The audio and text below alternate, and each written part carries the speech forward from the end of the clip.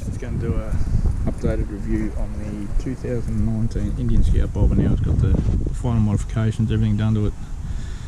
I just finished off with the last mod. Put this bucket style headlight on there that I got from Max Inc.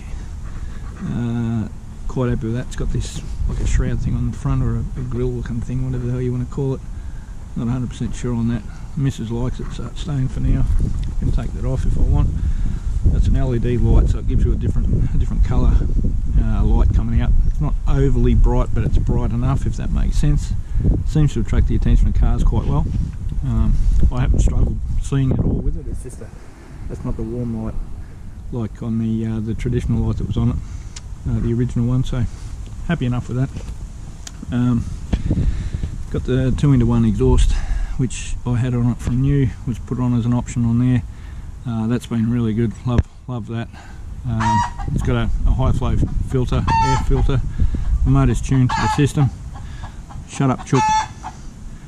I did modify the baffle in the exhaust. Take out of here. I've done another little video on that, on how to do that. Just makes it a little bit louder. Not too in your face, just nice. Really happy with that. Got the Fender Eliminator number plate bracket on here to get rid of this big ugly bloody thing they have on the back here. In Australia, or Victoria at least, you're not allowed to have the number plate out the side here, so I couldn't do that. So I was happy enough with that little modification.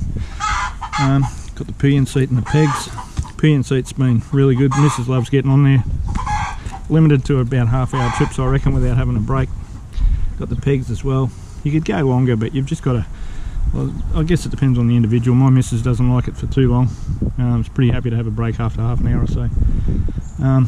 The comfort seat here, got this as well from Indian. Really happy with that.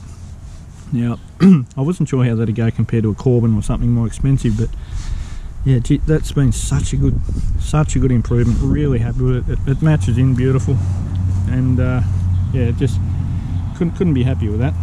It's got the, also got the, probably on the wrong side here and getting the light, but got the Fox shocks there. Yeah, really good. Hang on. Gives it a really good ride for a bike with limited travel suspension. It seems to be a really worthy upgrade to do there.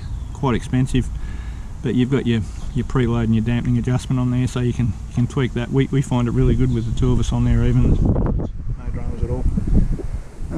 What else? I reckon that's about it.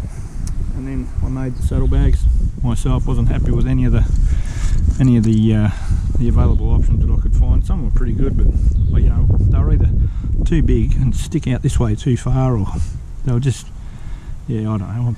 I reckon you've got to be a little bit careful of what you put on these bikes to try and stick with the original style and concept of them. I mean, some people argue you shouldn't even have a pillion on them, and I get that, but you know, I reckon they look really good with a pillion seat personally, and it does the job nicely. So the saddlebags have been great. Like I said, they're homemade ones. You could probably you know, criticise them if you wanted to, but some people won't have a bar of them on a bike, but I reckon if they're done right, they're okay. They just look nice on these, but I wanted to get the right size and style to suit my particular taste, and they fit in behind the indicators. They're tucked in fairly nicely. I can actually fit a fair bit in there. It's surprising. I can even fit my Kevlar jeans in there at a squeeze. You know, it'll all sort of expand out, so they worked out pretty well. I think I mentioned the headlight. Put this little cover on here to cover up the wiring for the headlight. When you take the original shroud thing off there, it exposes a fair bit of ugly wiring, so I made up that little plate to cover that over. Probably end up with another Indian badge on there to go with the other 350,000 Indian badges that are already on it. Yeah, but apart from that, I'll tell you what, great bike, love riding it. I've done 6,800 Ks now. Only issue I've had, front brakes failed. When I say failed, they progressively got worse until the grip was basically, you know, the lever basically hit the grip. So I took it back under warranty. They replaced the master cylinder, no questions asked. Next thing I know, I'll get a letter in the mail for a recall, so it sounds like it's a bit of a common issue.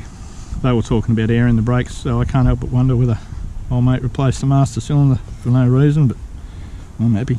might have been just a bleed job, but got a new master cylinder, so no complaints there. The only other thing I don't like about the bike, and this really does my freaking head in, this bloody dipstick is black, and of course the oil is basically black when you check it, and it is incredibly difficult to read the level of the oil on the dipstick, whereas if it had been a contrasting colour probe on the dipstick or a stainless steel one or something, wouldn't have been a problem. But small thing, just does me head in. But yeah, couldn't recommend one of these bikes more. It's certainly been fantastic for us. And now we're just waiting for this COVID mongrel bloody virus to piss off so we can start riding it again. But yeah, if anyone's got any questions about anything, let me know and I'll do my best to answer it. Good on you guys.